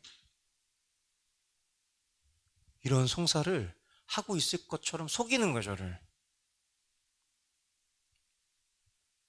근데 그런 마음을 만약에 성도 중에 누가 가지고 있어도 저는 부인할 수가 없다는 거예요. 예, 저는 거짓말쟁이라는 거예요. 저는 사랑할 수 없는 자라는 거예요. 그런데 기필 있고 주님이 사랑하게 하실 거라는 거예요. 그리고 우리 공동체에게 올해 약속의 말씀을 주셨잖아요. 저는 이 모든 흐름이 결코 헛되지 않고 있다고 생각해요. 올해만큼 저 개인적으로 사랑할 수 없는 그런 계절을 보내고 있는 때가 있었나 싶을 만큼 저에게 올해가 사랑이 제일 힘든 해예요. 여러 방면으로 정말 사랑이 너무 힘들어요. 근데 언젠가 하나님께 주님, 제가 사랑하는 자가 되게 해주십시오 라고 기도했을 때 하나님은 저에게 어떤 사랑을 이룰 수 있도록 인도해 주실까 생각해 보면 우리가 잘 아는 것처럼 하나님은 어저께 김관영 목사님 그런 예를 들으셨잖아요. 막 이렇게 돼가지고 사랑하는 자가 되게 해주십시오. 그랬더니 갑자기 모든 사람을 막 뿅뿅뿅 보게 되는 거죠. 이걸 우리는 사실 기대하잖아요. 근데 하나님은 우리에게 사랑하는 자가 될 수 있는 기회를 주시겠죠. 사랑을 발휘할 수 있는 기회. 이것을 뒤집어서 얘기하면 사랑할 수 없는 상황을 주시는 거예요. 그럼 이제 많은 강사 목사님들이 막 장난치죠. 그래서 여러분 기도를 제대로 해야 됩니다. 믿음을 달라고 기도하면 주님은 우리에게 으아 막 이런 믿음을 주시는 게 아니라 전혀 믿을 수 없는 상황을 주셔서 믿음을 발휘할 수 있는 기회를 주신다. 아, 그럼 이제 기도도 못 하겠구나. 그게 아니라는 거예요. 저는 이 원리를 진작에 알고 있었던 사람임에도 불구하고 주님께 지금 이 순간에 지금 말씀을 전하는 이 자리에서 또 한 번 구하고 있어요. 사랑하게 해달라고. 더 이상 거짓말쟁이로 살지 않게 해달라고. 하나님을 말로만 사랑하지 눈에 보이는 지체조차 사랑할 수 없는 그런 내가 하나님을 사랑한다 말하는 그런 거짓말 이제 그만하게 해달라고. 이 모진 자기 부인의 삶 속에서 주님이 조금씩 주님의 마음을 깨닫게 해주시고 배우게 해주시는 그런 시간들을 보내고 있는 중이에요. 여전히 미숙하고 여전히 성숙하지 못한 모습들이 많이 있고 여전히 사랑하지 못하는 자이지만 그럼에도 불구하고 주님이 허락하신 기회들을 힘써 지키려고 노력하고 있는 중이에요. 믿음을 쓰면서 말이죠. 우리의 힘으로 사랑은 불가능한 것입니다. 이것은 명확한 거예요. 우리 안에 계신 예수님만이 참 사랑을 이루실 수 있어요. 아멘. 그러므로 내가 용서할 수 없는 존재를 위해서 또 죽을 수 있는 사랑이 참된 그리스도의 사랑인 것처럼 하나님 우리를 사랑하셨기에 우리를 위해서 먼저 죽어주신 것처럼 저와 여러분이 힘써 믿음을 써서 취해야 될 사랑의 실제는 끊임없이 자기를 부인하는 거예요. 계산기 두드리면 답 안 나와요. 내가 이만큼 했으니까 이만큼 해주겠지? 절대 그런 건 사랑인 적이 없었던 거죠. 처음부터 사랑했던 적은 없는 거예요. 그리고 지금 이 얘기가 주제로서, 교회된 주제로서 우리에게 실질적으로 찾아오면 우리는 지금 이런 생각을 할 수 있어야 돼요. 내가 이 주님의 몸된 교회 안에서 끝까지 포기하지 않으려고 하는 것이 뭐가 있지? 내가 희생하고 싶어 하지 않는 것이 뭐가 있지? 내가 헌신하고 싶어 하지 않는 영역이 뭐가 있지? 여러분 이거 계속 생각하셔요. 제일 위험한 게 뭡니까? 내가 이 정도 했으면 됐잖아. 내가 이 정도 했으면 됐잖아. 나 없으면 안 돼. 여러분 만약에 우리 교회 안에서 누군가가 이런 생각하고 있다면 그거 진짜 사탄적인 거예요. 계산기를 두드리는 사랑은 결코 사랑인 적이 없다는 걸 아셔야 돼요. 조건 없이 끝까지 희생하고 헌신하는 거예요. 나의 기준을 포기하고 내 경험과 내 지식을 차단하고 오로지 하나님의 말씀에서 이야기하고 요청하는 것만 계속 추적해서 가는 거예요. 그래서 우리가 수요일 날 예배 때마다 우리가 사랑하는 방법 맨날 그 말 같잖아요. 우리가 사랑하는 방법 첫 번째는 이렇게 살아가는 삶입니다. 저거 지난주에 했었던 것 같은데 맨날 그 말 같죠. 저도 그 문장을 만들어내는 그 과정 속에서 계속 지난주 거 지지난주 거 확인해봐. 근데 너무 놀라운 것은 그 말인 게 사실이에요. 그러니까 주님이 결국 우리에게 다양한 걸 요구하시지 않는다는 거예요. 우리가 살아야 되는 실제적인 삶은 늘 거기에요. 복잡하고 어렵지 않아요. 심플한데 늘 헷갈리고 망설이고 주저하고 순종하고 싶어 하지 않는 것은 그저 나일 뿐이죠. 들었어요. 안다고요. 그만 좀 얘기하라고요. 똑같은 얘기. 근데 우리가 그렇게 살지 않으니까 주님 계속 우리에게 그 얘기를 하실 수밖에 없어요. 너 아빠가 몇 번 얘기했다. 이제 그만해. 너 진짜 마지막이야. 그만해. 야, 너 우리가 자식을 키울 때 이렇게 해. 주님 계속 가나야 그렇게 하면 안 된다. 너 그러면 안 돼. 가나야 제발 좀 안 그러면 안 돼. 여러 가지 모양으로 동일한 얘기를 계속 우리에게 하고 계세요. 뭘 목표로? 사랑을 목표로.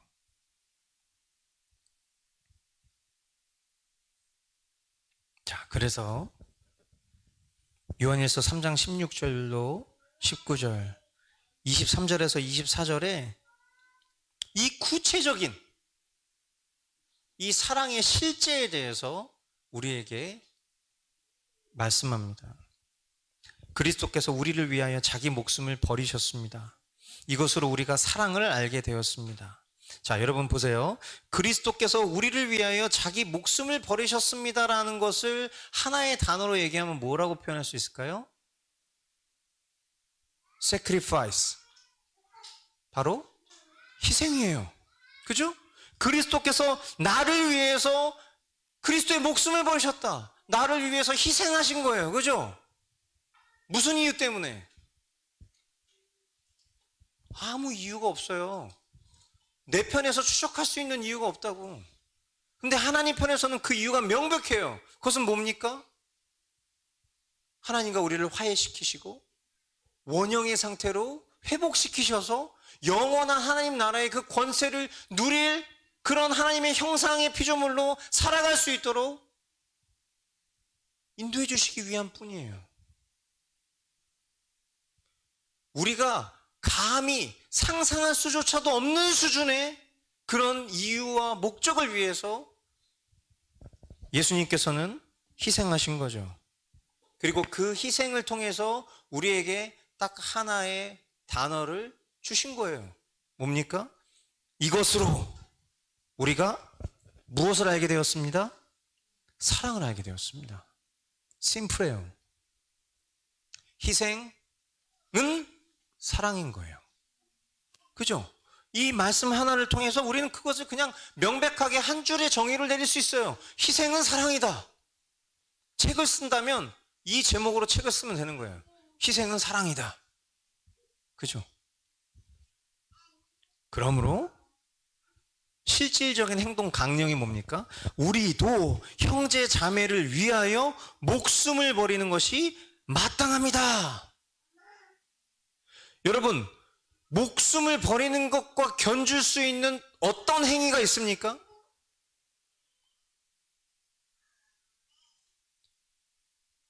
목숨을 버리는 것과 견줄 수 있는 어떤 행위가 있냐고요.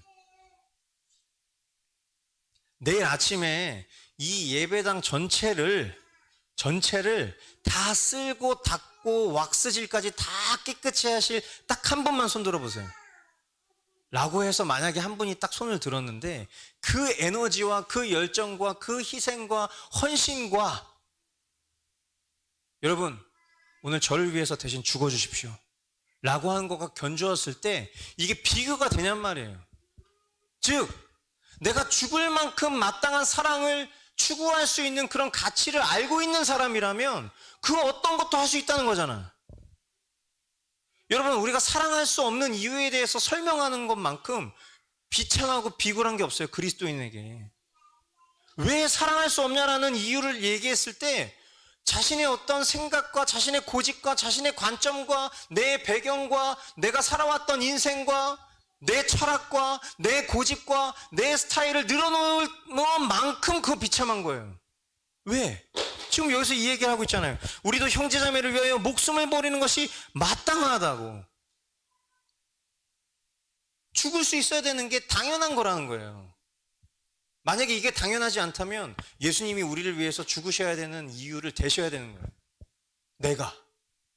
내가 돼야 되는 거예요. 내가. 주님이 되시는 게 아니라 내가. 예수님이 날 위해서 죽으셔야 되는 이유는 이렇습니다라고 내가 얘기할 수 있어야 돼. 근데 그럴 수 있는 사람이 우리 중에 아무도 없잖아요. 자, 지금 여기까지 동의 안 되시는 분 있으세요?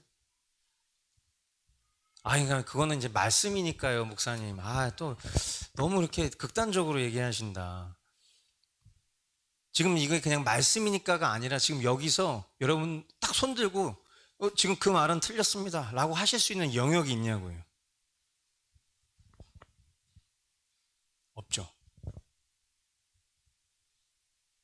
자, 그러면서 목숨을 버리는 것과 비교할 수 없을 만큼 쉬운 것들을 얘기해 주고 계세요. 목숨을 버리는 것보다 쉬운 거. 그게 뭡니까? 누구든지 세상 재물을 가지고 있으면서 자기 형제자매의 궁핍함을 보고도 마음 문을 닫고 도와주지 않으면 어떻게 하나님의 사랑이 그 사람 속에 머물겠습니까? 자녀되니 여러분 이런 표현들이 저는 되게 재밌는 표현 같아요. 성경은요, 아까 제가 얘기했죠. 이렇게 그냥 거리만 잡고 있는 것 같은데 갑자기 이렇게 훅 때린다니까요. 예. 제가 찬미 사모님이랑 그런 장난 잘 치거든요. 이렇게 지나가는 척 하다가 툭 때리고 갑니다. 근데 이제는 다 이렇게 막 알고 있어. 온몸에 이렇게 아드레날린이 항상 열려 있어. 그래가지고 제가 뭔가를 공격할 줄 딱 알고 탁 피하거나 탁 맞거나 막 이러거나 차량 전사님 뒤에 숨거나 막 이렇게 한단 말이죠. 근데 성경이 우리가 방심할 무렵에 항상 이런 식의 뉘앙스를 써요. 자녀되니 여러분. 하나님의 자녀죠? 그죠? 자, 그러면 우리는 말이나 혀로 사랑하지 말고 행동과 진실함으로 사랑합시다. 이렇게 함으로써 우리는 우리가 진리에서 났음을 알게 될 것입니다. 우리가 구원받았는지 안 받았는지, 내가 하나님의 자녀인지 아닌지, 내가 그리스도의 몸된 교회인지 아닌지를 확인할 수 있는 것은 어떤 추상적인 관념과 지식이 아니라 내 실제된 행위를 통해서 그것을 확인할 수 있는 것인데, 바로 그것이 뭐냐? 또 우리는 하나님 앞에서 확신을 가지게 될 것이라는 거예요. 어떻게? 23절. 하나님의 계명은 이것이니 곧 그 아들 예수 그리스도의 이름을 믿고 그리스도께서 우리에게 명하신 대로 서로 사랑하라는 것입니다. 그리스도의 계명을 지키는 사람은 그리스도 안에 있고 그리스도께서도 그 삶 안에 계십니다. 그리스도께서 우리 안에 계시다는 것을 그가 우리에게 주신 무엇으로 합니까? 성령으로 합니다. 그러니까 우리 중 누구도 지식과 관념으로 부정할 수 있는 사람은 없다라는 거죠. 내가 적어도 구원받은 사람이란 말이에요. 내가 내 양심을 속이고 있을 뿐이에요. 내 양심의 눈을 가리고 있을 뿐이죠. 내가 무엇을 지키는 것을 하나님이 기뻐하시는 다 알고 있어요. 내가 어떤 희생과 헌신을 하는 것이 하나님을 즐겁게 하는 일인지 다 알고 있어요. 우리는 그냥 그것을 눈 감을 뿐이에요. 그것이 반복되고 그것이 계속 누적되잖아요. 돌이키고 싶어도 돌이킬 수 없는 지경에 놓일 수도 있어요. 아르미니우스주의자 같은 그런 구원론을 얘기하는 건 아니에요. 어쩌면 아직 구원받지 못한 사람일 수도 있다라는 전제를 우리는 늘 염두에 둬야 된다는 거죠. 자, 그랬을 때 여기서 어떤 사랑을 우리는 확인할 수 있죠? 심플합니다. 그리스도께서 우리를 위해서 희생하셨어요. 그죠? 희생은 뭐다? 사랑이다. 우린 희생해야 돼요. 여러분, 희생이라는 단어를 우리가 인식했을 때 희생이 쉬워요, 어려워요? 됐다 어렵잖아요. 희생이라는 단어가 너무 어려운 단어잖아요. 막 부부가 싸움을 합니다. 근데 항상 이런 얘기 하죠. 왜 꼭 나만 희생해야 되는데? 그죠? 계산기를 두드리면 결국 내가 늘 희생하고 있는 거예요. 그럼 상대방이 뭐라고 얘기해요? 너만 희생했냐? 나도 희생했어. 그죠? 이거 단골 레파토리잖아요. 희생한 적이 없는 거예요. 그쵸? 알고 보면. 내가 어떤 희생을 했는지를 늘어놓는 순간 그 사람은 사실 희생한 게 아닌 거예요. 희생한 적이 없으니까, 한 번도 참된 희생을 해본 적이 없으니까 내가 희생했다라고 생각하는 내 열심과 노력을 늘어놨을 뿐인 거예요. 아니라고요? 아니에요.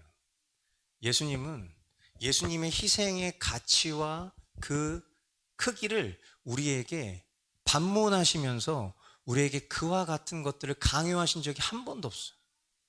내가 널 위해서 죽어줬으니까, 내가 널 위해서 그 모진 고통을 겪었으니까 너 이렇게 살아야 돼, 그렇게 요구하신 적이 없어요. 도리어 주님은 믿어라, 내가 이룰 거야, 믿어라.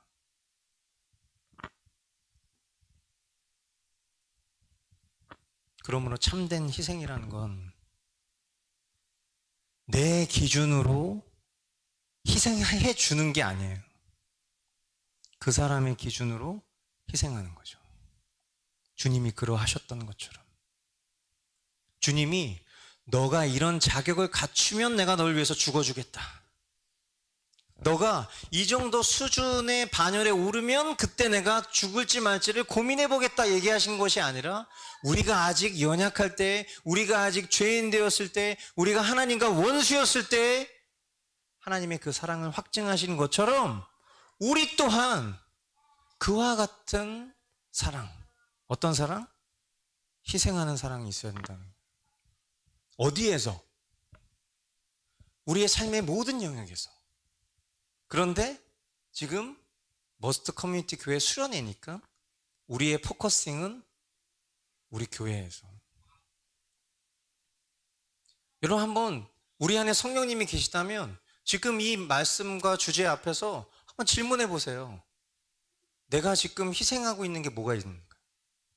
여러분 무슨 희생을 하고 계십니까?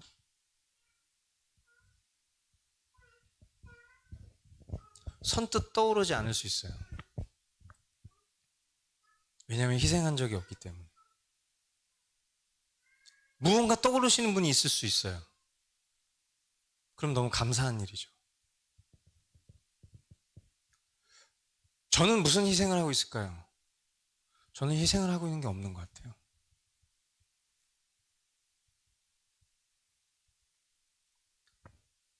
죽음과 바꿀 만큼 내가 이 공동체를 사랑해서 나의 전 존재를 뛰어들고 있는가?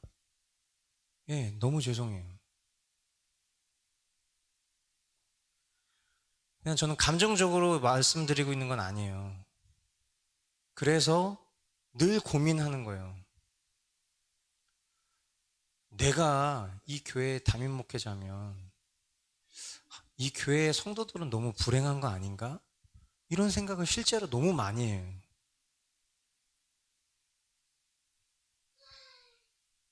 그래, 내 마음이 그래 지금. 이런 마음이 드는 거예요, 정말. 그러니까 어떻게 되죠?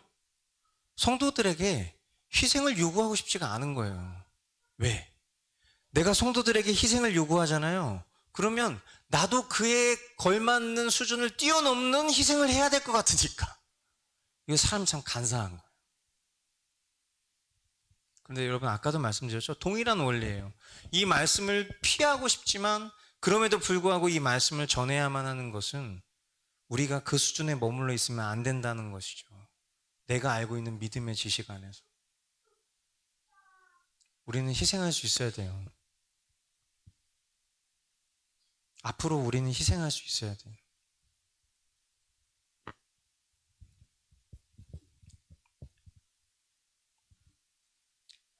(3장 18절에) 보니까 자녀되니 여러분 우리는 말이나 혀로 사랑하지 말고 행동과 진실함으로 사랑합시다. 예전에 우리가 이제 다시 시작해야 할 때라는 찬양을 부를 때 더 이상 말로만 살지 않으리 이렇게 시작하잖아요. 그 찬양을 쓰신 목사님이 원래 쓰셨던 찬양의 가사에 뭐라고 써 있냐면 더 이상 혀로만 살지 네, 뉘앙스가 완전 다르죠. 그죠? 말로는 살지 되게 어감이 넘김이 좋단 말이에요. 더 이상 혀로만 꼭 그 가사를 써야만 했대. 근데 그거를 극구 제가 반대해서 말로만이라고 바꾼 거예요. 그래도 그거 너무 대중적이지 않은 것 같습니다. 외면당할 것 같아요, 이 찬양이. 근데 그 쓰신 분의 의중은 너무 명백해. 말보다 혀가 훨씬 더 우리의 폐부를 찌른다는 거예요. 근데 진짜 그렇죠. 말이라는 표현 되게 괜찮아요. 너 자꾸 그렇게 혀 놀릴 거야? 자극적이잖아요. 우리가 얼마나 많은 혀를 놀렸습니까? 하나님 앞에서.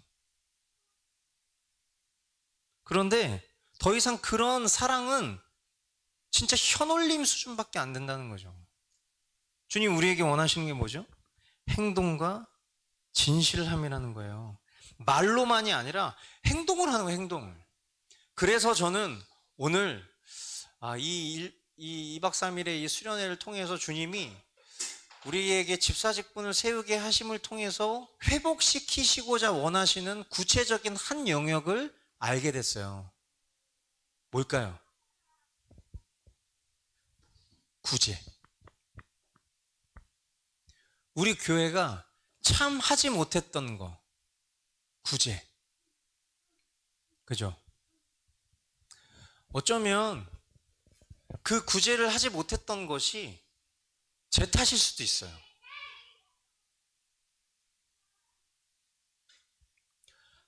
교회의 재정을 저와 제 아내가 잘 알고 있습니다. 통장 잔고가 얼마 있는지 늘 알고 있어요. 우리가 당장 다음 달에 월세 못 낼 그런 형편도 아니고요. 우리 교회의 살림을 치르지 못할 만큼의 그런 형편도 전혀 아니에요. 그런데 뭔가 그 통장 잔고가 줄어가면서 오는 그런 불안감과 압박감, 미래에 대한 어떤 그런 걱정과 염려를 굳이 끌어안고 있는 경향이 저에게 있는 것 같아요. 그러니까 뭔가 이 정도의 버젯을 채우고 있지 않은 상태를 만들고 싶지 않은 거죠. 너무 부끄러운 얘기인데, 사실 문화행동 아트리가 이번에 큰 수혜를 겪었을 때, 저는 이제 아트리 공동체에 또 한켠에 이렇게 또 동역을 하고 있기 때문에 그 카톡방 안에 있단 말이에요. 그러니까 매일 전국 각지 또 전 세계에서 어떻게 이 소식을 알고 이 단체에게 사랑의 손길, 온정의 손길을 보내주는 분들의 헌금 내역과 또 구호품의 물품들의 목록들을 다 알고 있어요. 사람이 참 무슨 마음이 드냐면요. 우리 교회는 도와줄 필요 없겠다. 야, 이렇게 많은 사람들이 저렇게 큰 돈을 보내주고 있는데, 뭐 우리 교회 아무리 뭐 쥐어짜도 많이 보내줘봐야 100만 원 보내줄 텐데 감사함도 모를 것 같아. 이런 마음이 드는 거 있죠. 우리 성도분들한테 뭔가 모금을 해가지고 우리 같이 기도로 동참해서 헌신하고 희생하는 일에 함께 동참합시다. 막 이래야 되는 게 정상인 건데 그러고 싶지 않은 거예요. 이게 딱 뭐죠? 혀로만 혀로만 사랑하고 있는 거. 우리 교회 성도들이 몇몇 분들이 이거 아트리 저기 어려움 겪으신 분들 가져다 드리세요 하면서 구호품 막 주시는데 너무 그분들한테 미안한 거야. 내가 왜 미안해? 그냥 그분들이 하나님 바라보고 하는 일인데 내가 그 일을 막 미안해하고 있어. 그리고 막 그 일을 하고 싶지가 않아. 별로 고마워할 것 같지도 않으니까. 그냥 이렇게 막 혼날릴 것 같으니까. 근데 이 모든 것들이 얼마나 사랑 없는 제 자신의 모습인지를 계속 확인시켜 주시는. 지금도 이게 완전하지가 않아요. 믿음을 발휘해서 이런 말과 표현을 쓰지 않으면 저는 계속 제 스스로 제가 가지고 있는 생각과 기준과 눈에 보이는 것으로 판단하고 있어요. 야, 어떻게 그렇게 말도 안 되는 엄청나게 많은 성금이 모일 수가 있지? 페이스북 글 하나에. 그럼 옆에 있는 분들이 막 그런 얘기예요. 다 의미 있는 사역을 하니까 하나님이 그와 같은 일들을 행하시는 거예요. 그래요?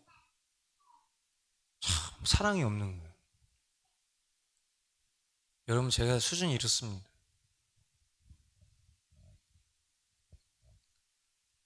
그러나 참된 하나님의 사랑의 가치를 아는 사람들은 눈에 보이는 것으로 판단하지 않아요.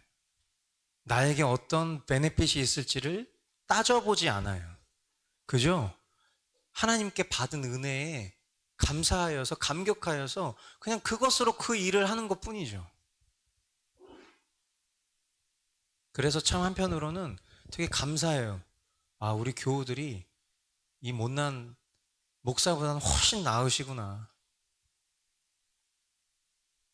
그런데 우리 공동체 안에 어쩌면 이런 삶의 전반적인 영역에서 말로만 하는 그런 사랑으로 길들여진 우리의 모습이 있다면 주님이 우리를 일깨우시기를 원합니다.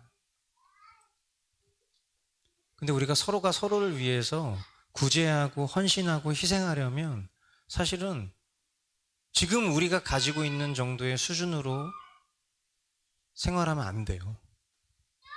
우린 그 이상의 믿음을 써서 서로를 돌아볼 수 있어야 되겠죠. 자, 그래서 우리 여러분 이렇게 한번 좀 이야기했으면 좋겠어요. 교회는 한번 따라해 보시겠어요? 교회는 사랑의 전문가들이 모인 곳이어야 한다. 여러분, 우리는 다 사랑의 전문가여야만 합니다. 아멘이시죠? 적어도 내 형편과 수준과 상관없이 세상 사람들은 우리를 사랑의 전문가로 보고 있어요. 그래서 기준이 높아요. 그래서 우리가 그들의 수준을 충족시켜주지 않잖아요. 그러면 우리는 훨씬 더 많은 비난과 질책을 받습니다. 교회는요. 왜냐하면 교회 다니는 사람이 왜 그래?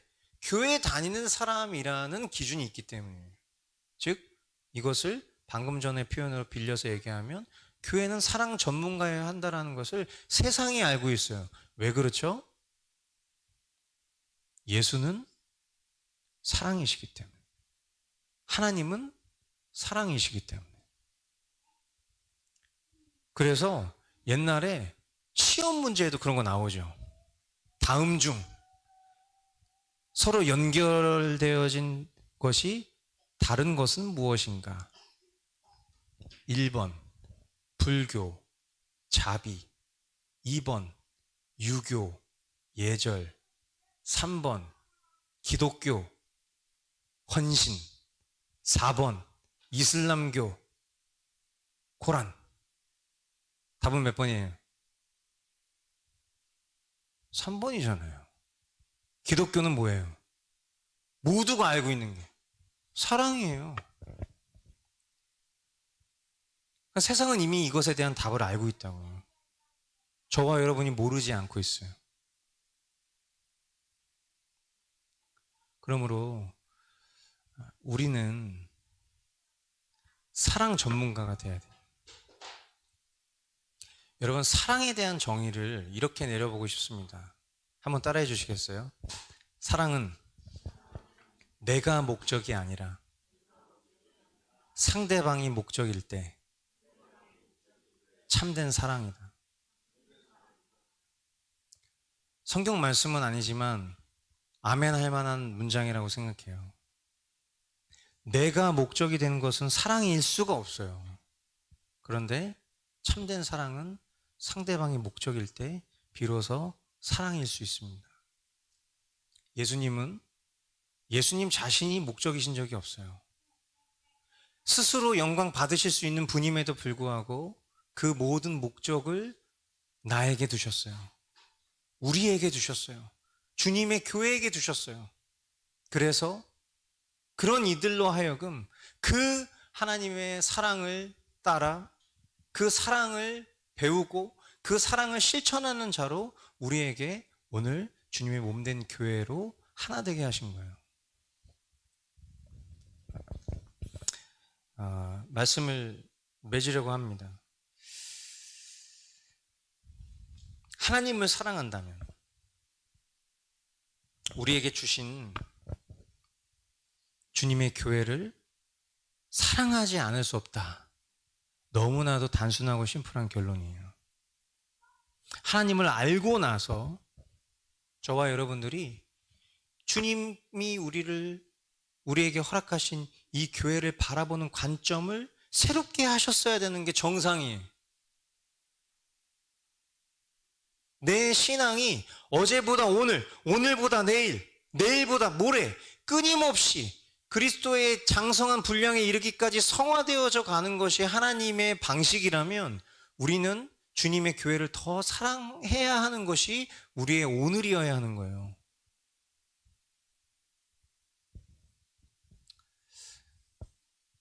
나의 교회,